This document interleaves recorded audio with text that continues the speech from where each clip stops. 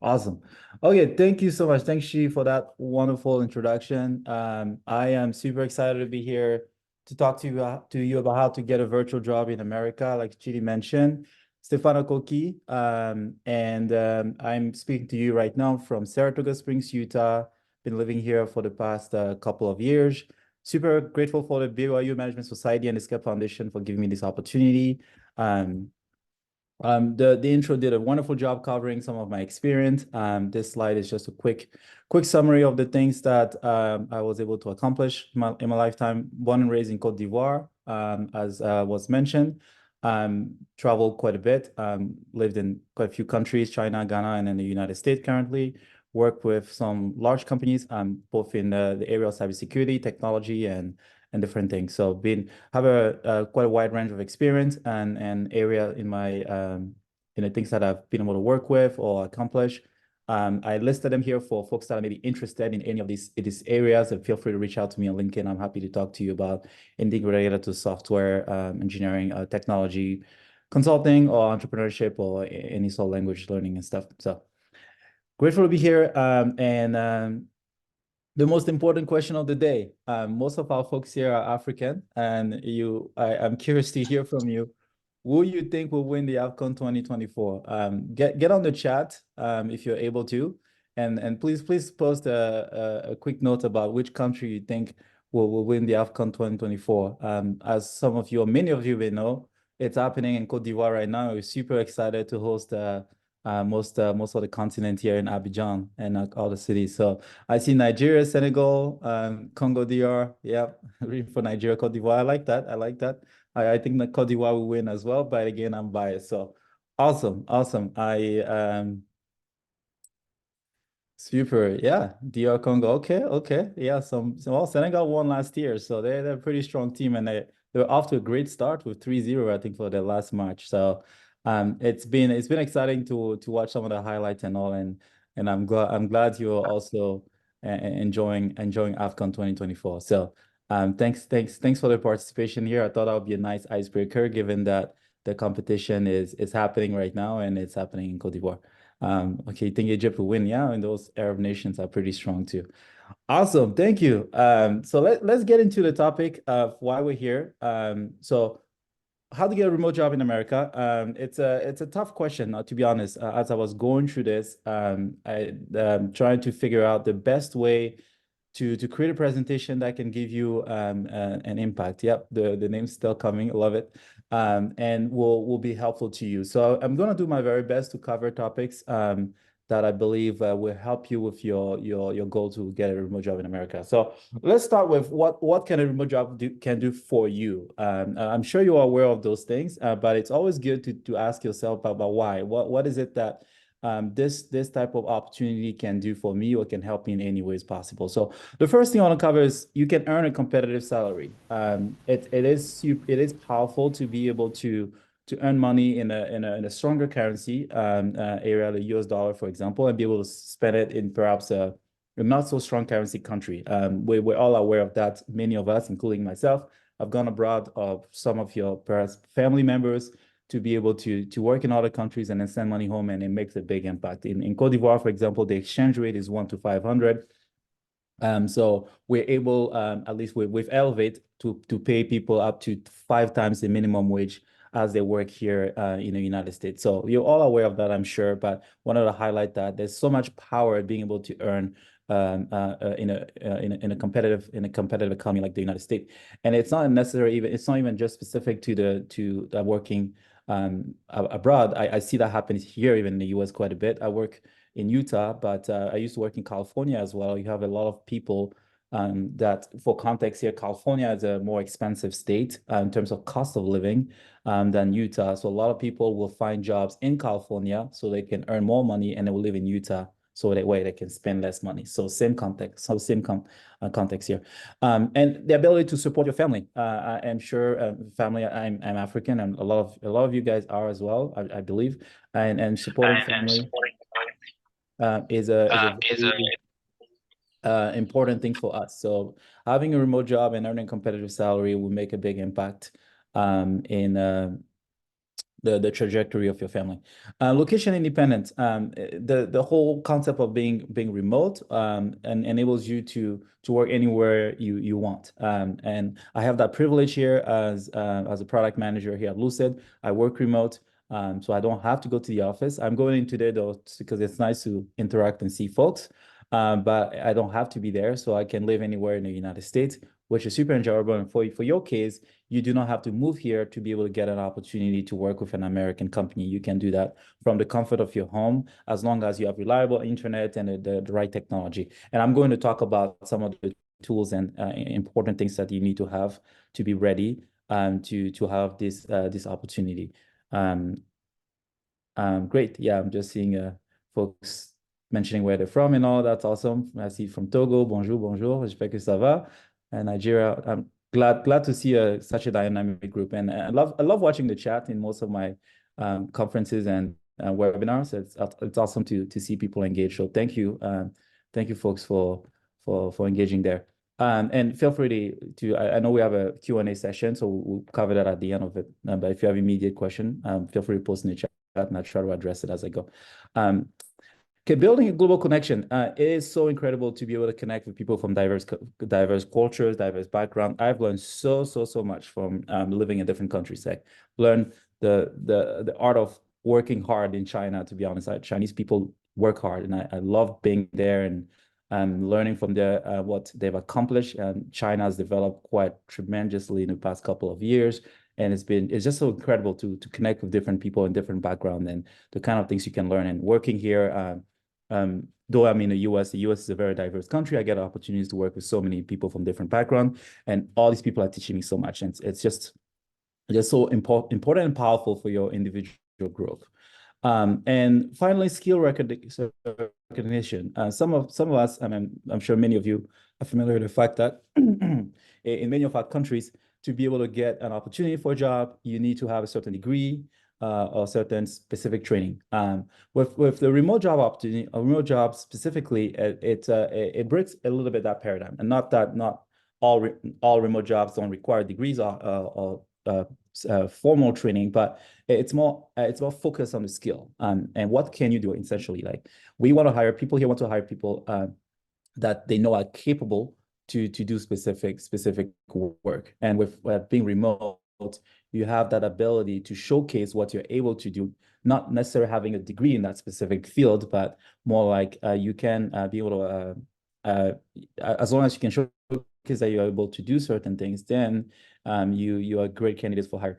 With Elevate, we have virtual assistants that vary from different backgrounds. We have HR backgrounds, we have marketing backgrounds, we have mechanical engineer background, but they're all able to do specific VA jobs because we don't care as much about what they've studied formally, but more of what they're able to do. And that's something that's very important to keep in mind as you look for opportunities for remote jobs. So what kind of remote jobs opportunities or what categories are available to me? There are several categories overall for remote jobs. We've tried with my team. This was built with my VA team. We tried to highlight a few general categories. Not every job out there will fit into those categories, but we wanted to make sure you are aware of what's out there for you and what are some pros and cons. So you can be a VA. Elevate focuses on hiring VAs, and VAs do a various range of tasks. Our VAs do social media management type of task. They do administrative tasks for clients. So they run their emails or they run any sort of a backend operational spreadsheets, organizational, organizing their content, tech, and all that kind of stuff.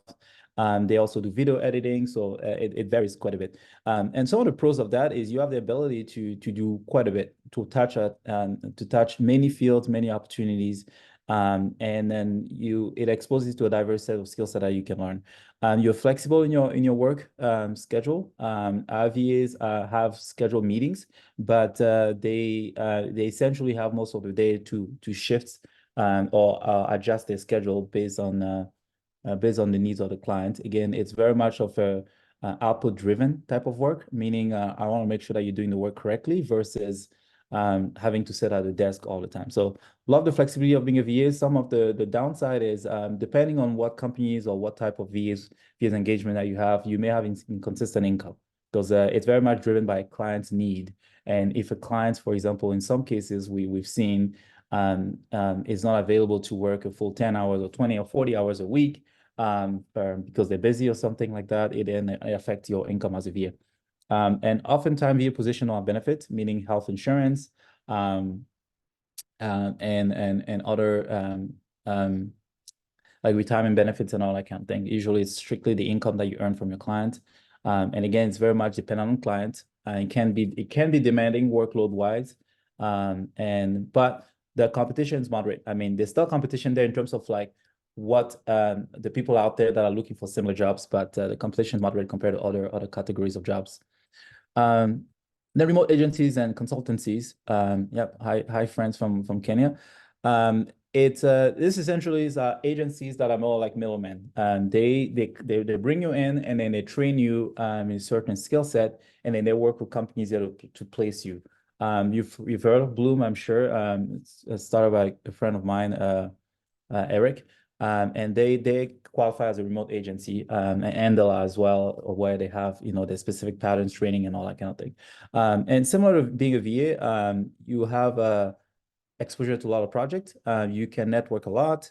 You have the agency support, which is great because they essentially help you place and they help you train you. They help you place you as well in the job. So Elevate does a little bit of that with some of our training, Elevate University program and all, but we're very much focused on the VA type of role. And there's more stability. The agency tend to guarantee stability of income via whether they raise money or they find ways to compensate their employees even when they're not actively working on a client.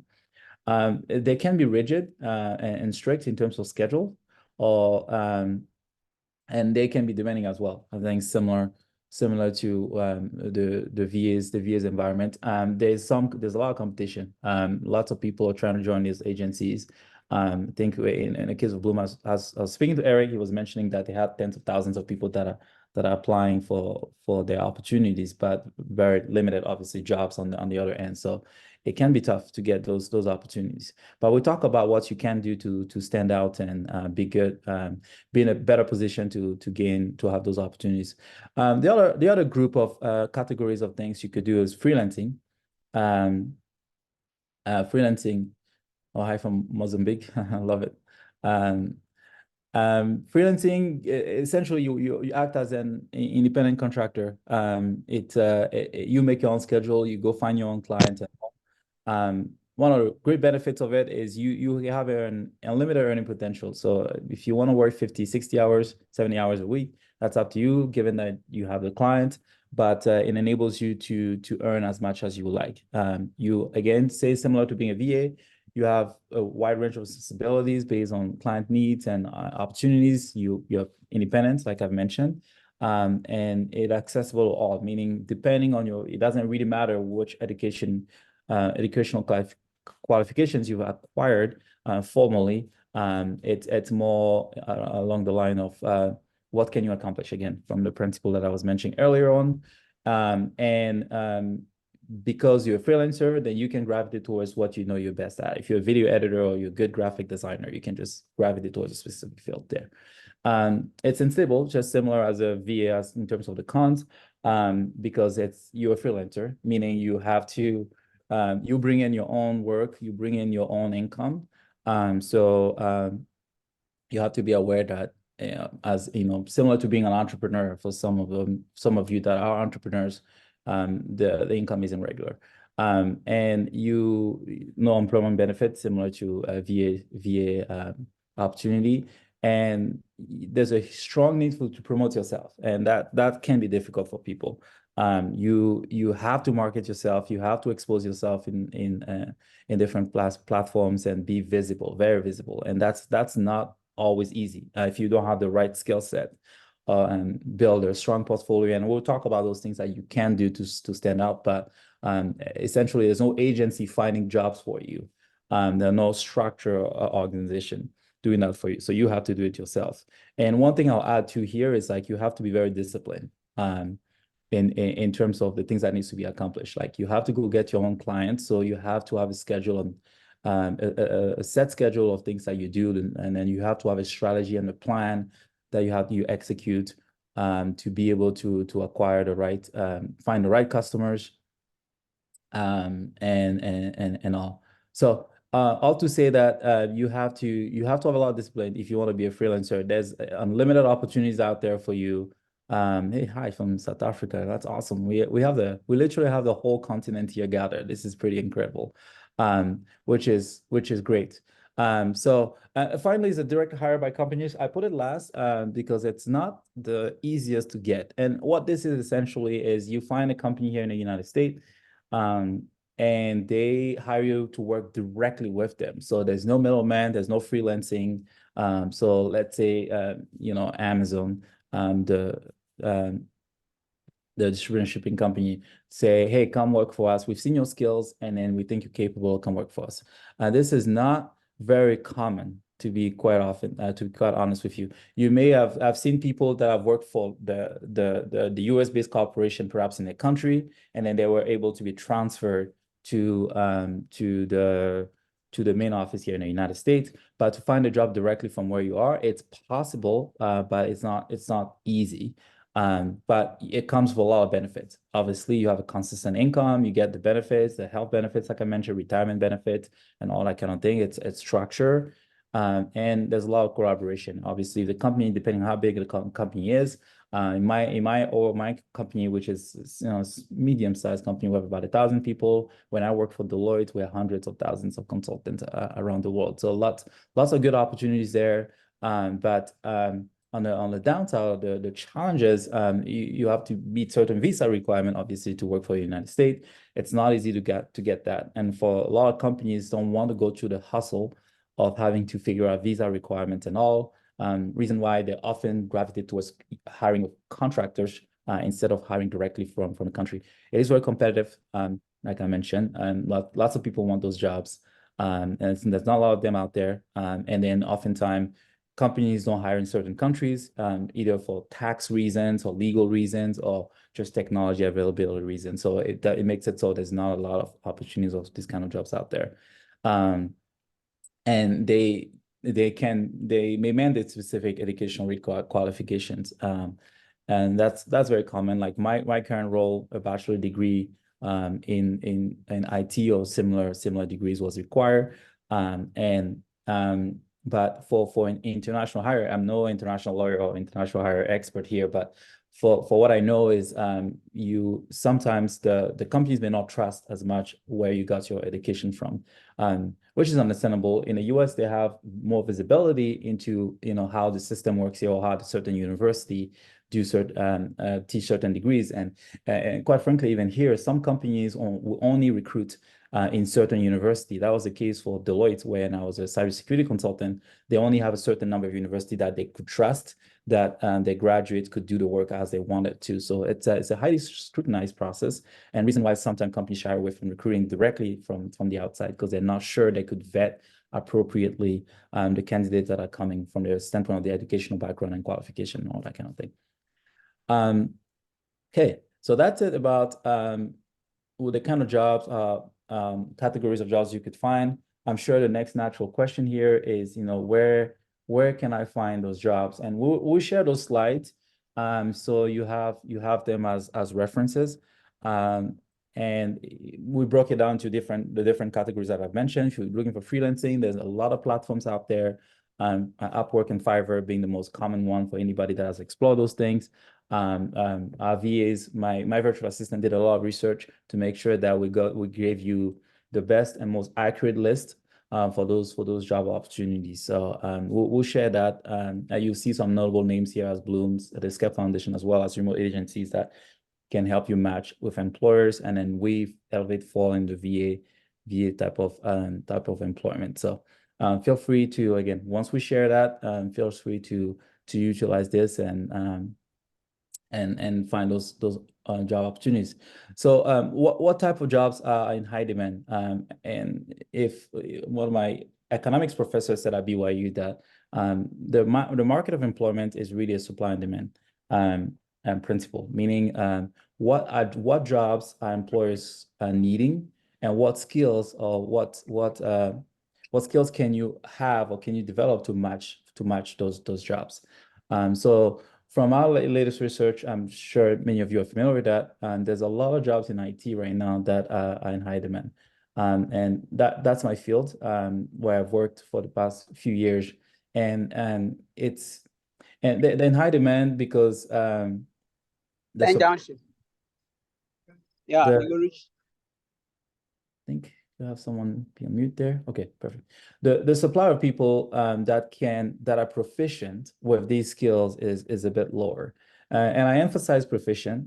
One thing is to go through your degree and graduate and have the paper in hand, but another thing is to be able to do the work as the companies would expect it. So but that essentially creates an opportunities for people that are very good at what they do to find jobs there. So for those looking at what field should I get into or what should I explore to help me find a decent job, I'll say go towards where there's a high supply of jobs and then low demand of candidates. Then you have a higher chance to stand out and to find job opportunities. So anything related to IT, development, support, cybersecurity is a big hot topic, cloud computing. I'm a cloud solution architect, and there's not enough of us out there that understand technologies like AWS, Azure, and GCP, and all major cloud providers, and are able to help customers implement solutions like that. AI is a big topic right now. I'm sure you're familiar with that. And AI, this is more from the perspective of we want you to have to learn how to use those AI tools, ChatGPT being a common one, but this is more from the perspective of like, how can I be the person making or developing AI technology and data analytics as well. The world as the world expands, we have more and more a ton of data that is being shared. Let me see if I can. And there's always a need for people. Okay, there it is. To be able to analyze data accordingly. Digital marketing, this is it will always be big with the advent of many platforms like TikTok and all that you're familiar with. There's always a need for digital marketers, and I'll emphasize it again. And the need for people that are very proficient. We can all most of us know how to post on Facebook and all, but beyond that, there are more techniques, more tools, Facebook ads, content planning, calendar planning, and social media strategy, and all that kind of thing. Like you want to be able to master. So go beyond just the basic knowledge. But if that's the area of field you have experience or interest in, I'll emphasize 100 times here. You want to be the best at what you do. Customer support, e-commerce, and virtual assistant role. We talk about VA roles there. As people are small, this is usually targeted towards small businesses and solo entrepreneurs. As people have businesses here and that they grow, they need support. They need someone to be able to talk to their customers for them. Lots of people, especially solo entrepreneurs, building businesses around Amazon or Shopify and all those platforms. And then it's overwhelming to be able to manage orders, customers relationship, and all that kind of thing. So it's helpful to have a VA or a support person that can help them with those things. And telemedicine, in the medical field, I'm not so as familiar with the medical field, but there's a huge need for people, I think, especially around 2020 when the world went virtual. Most of the appointments here in the US, at least my experience, were like done virtually, and which means more people are needed to support that kind of infrastructure and all that kind of thing. So those are the high demand jobs. Again, this evolves obviously, and you don't have to be good at all those things. You just really have to pick one thing and then evolve in that. And I'll talk a little bit about those strategies later. But and again, I'll emphasize again, you don't want to just know the basics. If you pick your area, you want to make sure you're the best at what you do. Okay, so let me. Okay, let's see. Sorry, I'm just. Back to present. The slides are not moving anymore. Okay. What kind of challenges I'll face while I search for a remote job or I become a remote employee? So we spent a lot of time on this one because those are challenges that we've seen as I built Elevate this past year and talked to other founders like Eric from Bloom and other people that interacted with people that work on the continent. I know the majority of our audience here is in the African continent, so I want to speak specifically to that. There are a lot of challenges that we've seen our workers face. And I'm saying this upfront now, so you can be the most prepared you can ever be. The first thing is the time zone. Sounds basic, but I can't tell you how many times we had people miss meetings or not be able to attend them because they thought it was happening in a different time zone. They the client here have the expectation that the worker will know their time zone. They may try to understand which time zone you're in and all, but they want to make sure that they work with people that can manage appropriately time zone disparities. And it is tricky. It's tricky. When I work for Deloitte, which is a global company, we have a lot of projects with European counterparts, sometimes people from Asia as well, and it's tricky. Actually half of my team was in India, so it's not always easy to be on the same page all the time. And again, it sounds very basic, but it is the basics of remote job and collaboration. You have to be able to know and be on the same page in terms of like how meetings and when meetings are happening. So the second thing is power fluctuations. Some of us are in countries where the electricity, the grid is not stable. We've been in so many meetings. It's unfortunate. I mean, I think it's a failure of our government and our infrastructure, which is a whole different topic. But you'll be meeting and power goes out, and that's not good. We've had that happen so many times. So as you prepare to get a job, and then as you get one, to make sure that your employer is satisfied, you want to watch out for those things. You want to make sure that you have the most stable electricity possible, and if not, then you have to look for alternative. And that is something that I like to emphasize with. We are we're hustlers, like they say. We're creative people. We work hard. We come from a place that is not easy. It's challenging. It's tough. Been there, and it's but we've always survived. We've always found ways to make the best of our situation. So in any of those challenges that I'm mentioning here, I think be creative and find ways to work around it.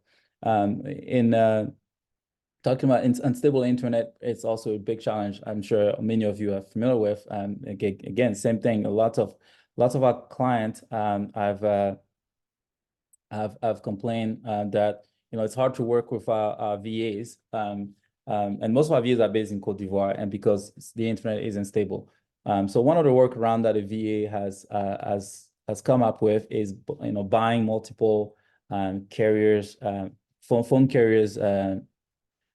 Phone chip, as I think we call it. So I think in Cote d'Ivoire we have Orange, MTN. I think MTN is in many other countries. I know Vodafone in Ghana and Tigo in Ghana as well, that I remember. But having multiple carriers are readily available with an internet connection. So when your internet goes down one of them, then you can switch out to the other one. So those are little things and little tips that we encourage people to do, because you cannot. I mean, obviously, you don't own the carrier or the cell phone company, and you can't control the outage. But I think you can be creative in a way that makes sure that you have access to the internet at all time. And folks, I tell my folks, if Elevate, this is not where you want to be cheap. Your internet, and then I would say your laptop technology. Those two things, you cannot be cheap there. You cannot be cheap there. You have to have the best thing. And I'm saying that because of the things that I hear from clients. There's already sometimes the belief that oh yeah, you people, we're gonna hire people from Africa. Do you even have the technology? Do you even have the people with the right skill set and all? And that's our chance here as a group to prove that we are also capable, because we're competing with other nations that have been doing this for a very long time. Like we're competing with India, we're competing with the Philippines, competing with, you know, Southeast Asian countries, and they're ahead of us in many ways. Not too far, some of the too far ahead, but it's our chance and opportunities here to make sure that we show the world as Africans that we have the infrastructure, and if we don't, we'll be creative in a way that makes sure that we're available and ready to work. And some other things that I would like to call out quickly is the cultural misunderstanding, and that can come from let's see, 1 second. Okay, so that is normal. You know, you work with people in a different way.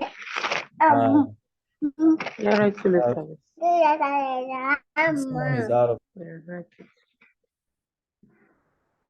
Okay. Okay, now I'm gonna mute myself. Thank you. So cultural misunderstandings, that's something to watch out for.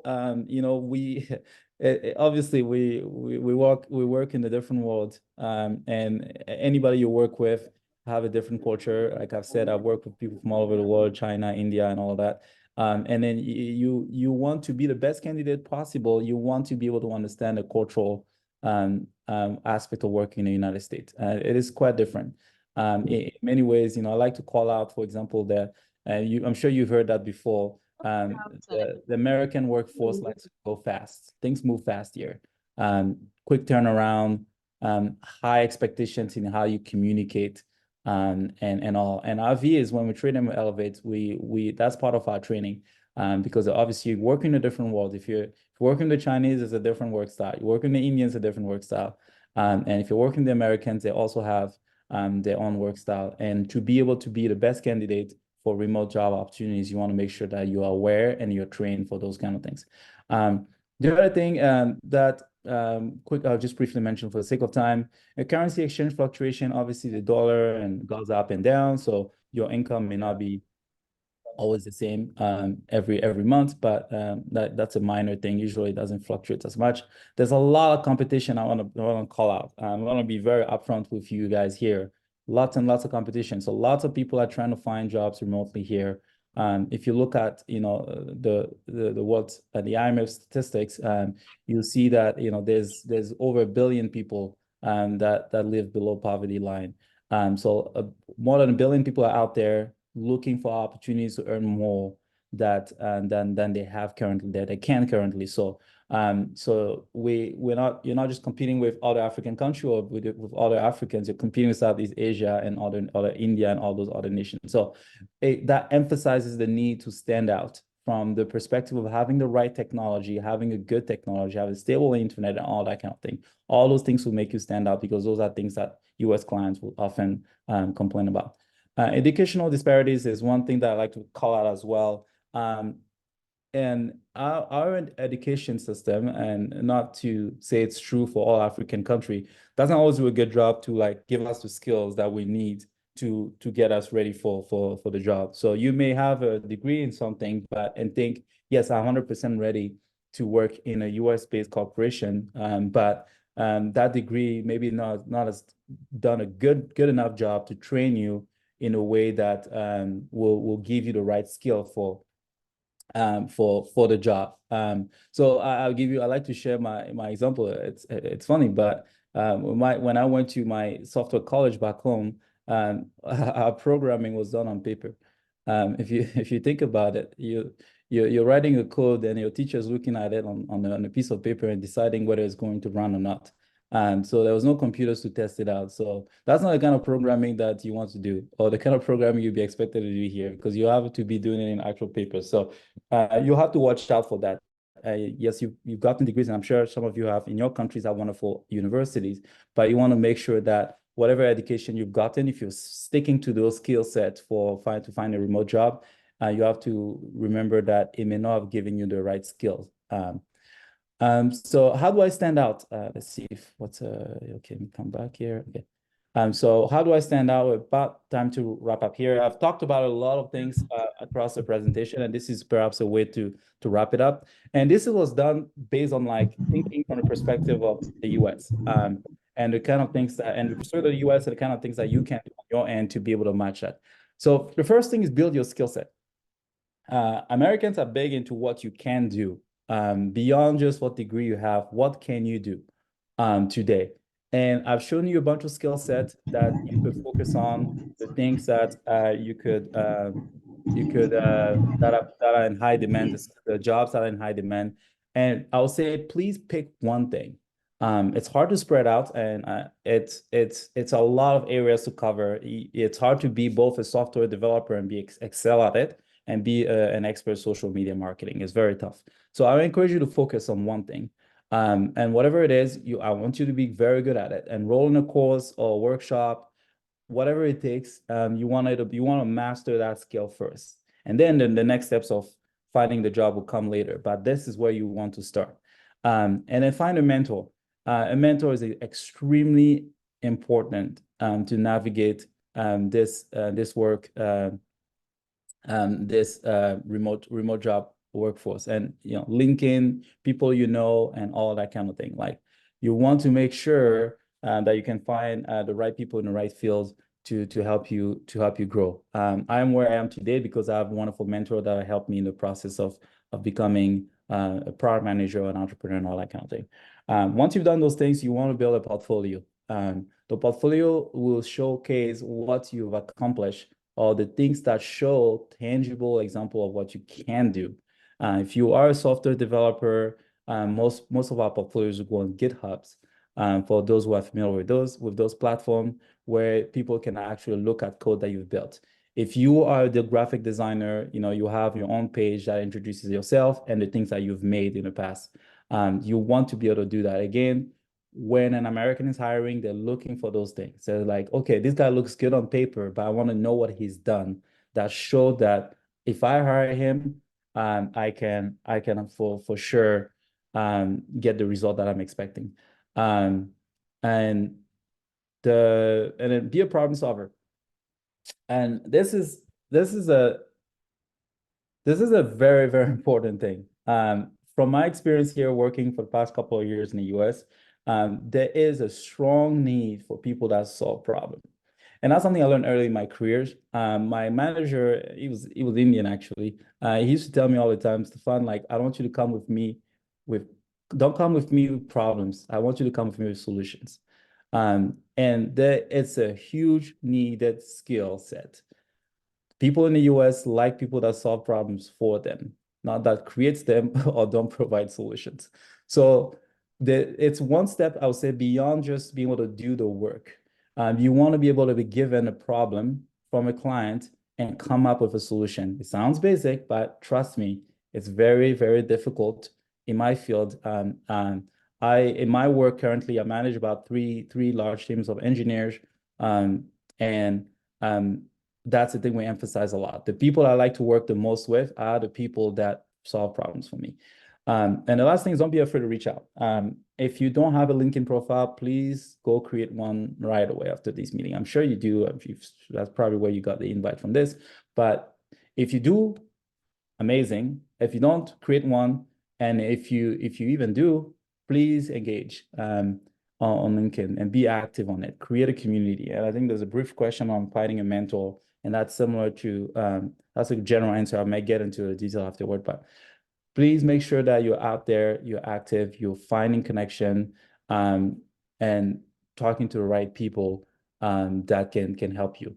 And the more you do that, the more exposure you have to this world, and the more likely you have to get the right skill and the mentors and all that kind of stuff. So let's see, and finally, that's about final slide here is some of the key takeaways. First, you want to identify an in-demand skill. I've shared some of those things that the skill sets or job opportunities that are in high demand today, and you want to develop a resume. And again, a resume, I would say more of a resume portfolio that doesn't just say, I studied this, I studied that, I did this course, I did this thing, but that says that you leveraging the skills that I've acquired, I was able to accomplish this. For example, I know how to write a code, but I now have built an app to showcase for that. That's the mindset that Americans want to see. You've learned it, but how did you apply it? Very, very, very big, at least very big difference from at least the way things were done in Cote d'Ivoire from my personal experience. You want to have a strong presence. You want to be out there on LinkedIn. It's a virtual environment. It's a remote job that you're looking for. So you've got to be online to make sure that you have visibility. And you want to keep up to date on those platforms. So in one of those slides, there's all those websites and platforms where you can find those jobs. You want to go sign up, create an account, share your skills, and then get information about the latest there. And 5 is understanding and address employer concerns. And again, it goes back to problem solving. People will come to you with problems, and then they expect you to find a solution for them. Not just they beyond just hiring someone that can do one task. They want people that can solve problems. And 6, you want to be a good communicator. It's huge in this country. People that can communicate ideas well by speaking or through writing. It's very, very important. So that will take you a long way. Okay. Thank you very much for coming to this presentation. This is all the content I have, and I hope this was helpful to you. And I think we will start Q&A, if I believe that's right.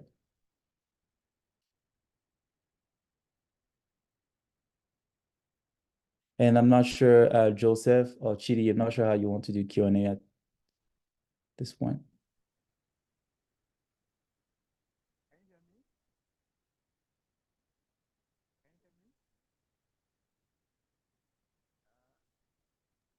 Thank you so much, Stephan. This is amazing. Thank you for spending this time with us.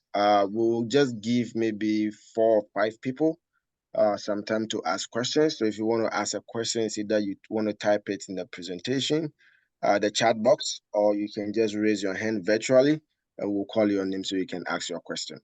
Adeboye, unmute your microphone and ask your question. We'll take all the questions, and I think you can address them. Good evening, everyone. Thank you for the presentation. It was indeed helpful and impactful. My question is, has a health line, like the likes of nurses, is there any link to all these online jobs that one can get? What are the links to get those jobs? And is there anyone available for nurses? Thank you. Thank you so much. Edward, the second person, and then we'll call the CF Language Academy. Edward, unmute your microphone and ask your question.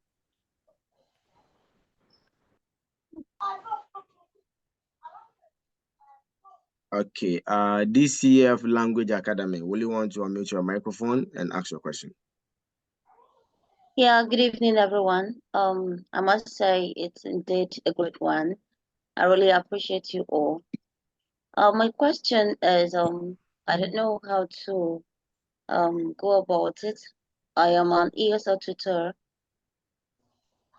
So sometimes I have challenge in getting students, because most of the ones I applied already, they'll keep saying that I am not authorized to work in US or in UK.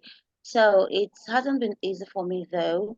I don't know if there is a way I could get any link or any assistance in order for me to be able to get direct students myself, because working with some firms and all that, it's not always easy for me. So I don't know if there is any way I could get any assistance, please. Thank you. We'll take 2 additional questions. We'll take some from the ones that have been entered on the chat box. But Shadrach Bentum, do you have a question? Your hand is up. Go ahead.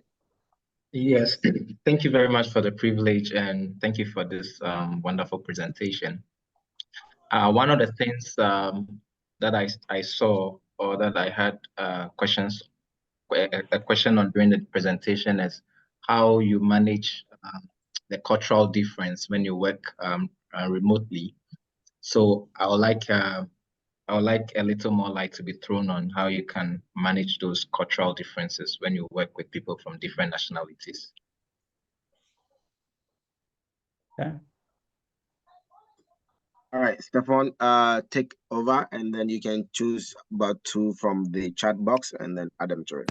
Stephan, Okay. Sounds good. I think the first question, I was trying to make sure I got all the notes here. The first question was related to getting a link to those jobs and to the job website and to apply.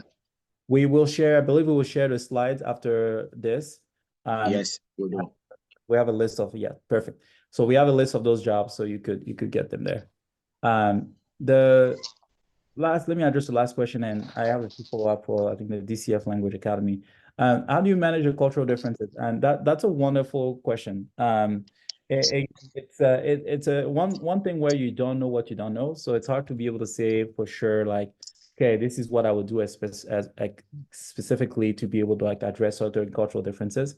But I will say like the biggest thing is really related to communication. And communications from the perspective of if someone says something and let's say your manager or your employer tells you to accomplish a task and then it is done and then you do it, and then what do you provide is not exactly what the manager was expecting. You want to ask follow-up question, as in like, it was my understanding that you wanted me to do XYZ, but it seems like I may have missed something. Could you help me understand what I've missed? Or could you help me understand what you mean by this? You know, by asking more questions, it gives the opportunity to the employer to be able to express how they communicate and what they expect when they share an insight. And that way you are able to progressively learn, you know, how perhaps this, you know, this specific client or this employers is addressing, is working or like is thinking in terms of the cultural understanding. But I would say like it's very important for you to learn first. You know, I'm sure there are a lot of resources online where you can find what it's like to work in an American culture, and as well as even talking to people that do work with an American setup, specifically, that can help you share some of the experiences. Hope that helps. DCF cultural language. I wasn't really sure I understood your question. I know you said you have an ESL organization, but you're looking for certain opportunities. I'm not sure exactly how you wanted to be helped. Perhaps you could put that in the chat. That could.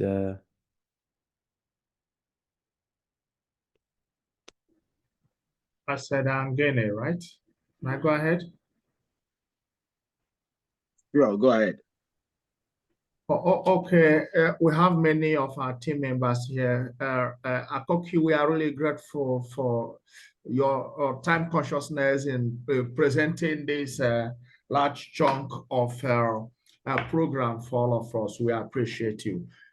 We are here to seek for opportunities as a group because we are working with BYU Management Society, and we conduct launching leaders program. We've done the first cohort and we are doing the second cohort that starts yesterday. And it is our prayer that Skep Foundation have a lot of things on board. I've browsed through them, and I hope that such opportunities, for the sake of my members who are here and they are looking up to me, I just hope that we follow you up and also follow Skep Foundation up, that they may be able to upload the other opportunities that are available. Thank you very much. Let me not take your time. Thank you. Thank you. We don't want to take too much of your time, but we'll give. Okay, let's meet this guy. Godwin and then Lawson Afedo. Godwin and Lawson Afedo. Unmute yourself. Godwin, are you there? Yes, please. I'm here, sir.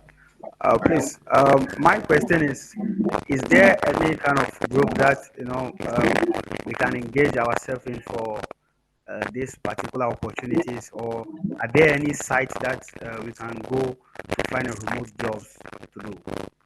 Because I have a lot of friends that are eager to get a remote job to support themselves, just to be self-reliant and also help their family members, but there are no needs. Okay. We'll take maybe another question, and let me see the hands. Other is Sister Okoro. Yes, thank you. This is Okoro. I'm actually a BA faculty missionary, and I'm happy to be. Yeah, thank you. This is, I think, one of the most insightful webinar I've had so far this year. It's really pretty short and stick to the point. So thank you again, our moderator and our teacher, for this kind of opportunity to learn at your feet. My question would be, what advice would you give to people looking for internship? I do know that there are some internships are available, but when people don't have maybe a means of living and they are asked to come and do like free internships, sometimes it kind of discourages them. Do you have any sort of advice or any resource or anything you can help advise? I know getting an internship is part of the process of job. So help like in the past that has worked for you when it comes to All right. I'm not sure if your question was very clear, but I'll let Stephan conclude with the questions, and then I will come up with a few tips on some of the questions that you answered us. Stephan. Probably, I'll have you message me on LinkedIn so we can talk some more about it. I haven't fully understood, wasn't able to fully understand your question, but it was a question about, getting opportunities from Godwin. We'll share the slides with all the links to it, so you can access the website that we've shared today. And in terms of, I believe there's a Skep Foundation group that is used for network. People can join. I mean, I'll throw a little bit light more once you are done. Okay, perfect. Coro, please, the general concept advice I would give for any internship or any job for that matter is the same as I was mentioning. Like, you want to stand out. You want to stand out in all you do, and make sure you have skill sets that help solve your employer's problem. And I'm sure there are a lot of internship opportunities out there. And if there's more details you need in terms of what companies or what you could potentially share opportunities for internship, I'm happy to answer those on LinkedIn. Happy I put my LinkedIn link there for anyone that has follow-up questions. But it was a pleasure to be here, and I'm grateful for all of you, and I'm excited to see what you do. Please feel free to reach out. Like I said, I grew up in Cote d'Ivoire and gone through that journey of looking for opportunities that brought me here. So I understand the struggle for sure, and I'm happy to help and anybody that I can to be able to fulfill their dreams of better opportunities. Thank you, Joseph, and thank you, Skep Foundation and Management Society, and have a good day, everyone. All right. Thank you so much, Stephan. I really appreciate your time with us. And I mean, we wouldn't want to wish we can go more over. We also want to be mindful of other people's timings. So this webinar was organized by the BYU Management Society, the African region, in collaboration with Skep Foundation. And what we are going to do is, after this webinar, we're going to send a survey to all of you. We'll send a survey via the WhatsApp groups, the emails, and all those people that have registered on the BYU Management Society. There are a couple of things that we do to always bring you up to date with opportunities, internships, mentorship programs, moral and ethical leadership programs, self-development programs through volunteer leaders and others. And so once we share this survey with you all, we'll be happy if you can participate in the survey, be able to group the areas of your focus, and so that we'll be able to kind of panel or show you how best you can get directed to mentors, mentorship programs, ethical programs, how you can stay up to date with Skep Foundation projects and programs that they are coming up. And I mean, once we become that ecosystem of friendships, we will also be able to, always refer you for remote jobs when they are available, post them. Matt Richard will continue to post some of all these things on his LinkedIn and everything. So, add Skep Foundation on LinkedIn, add Stephan on LinkedIn, add Chidi, add let's add each of us and then make sure that we stay connected, and then make sure that we continue to give you information as and when they come in. So TD have sent his email address on Skep Foundation. Just send him an email and do all this. We really appreciate you to spending time with us this evening. I'm not actually on my way to WhatsApp groups if there'll be any. Yes, we'll try our best. We'll send you a lot of information right after this webinar, and we'll stay in touch with you all. Make sure that we can stay in touch with you all. I mean, to ensure that. Okay. All right. Thank you, guys. Thank you so much for spending your last this evening with us, and we hope to hear from you guys. Okay. All right. Bye-bye, guys. Thank you, everyone. Bye. Okay, thank you too. Bye-bye. Thank you. Bye. Thank you. Thank Bye. you. Bye. Bye. Thank you. Bye. Bye. Bye. Bye. Bye. Bye. Bye. Okay.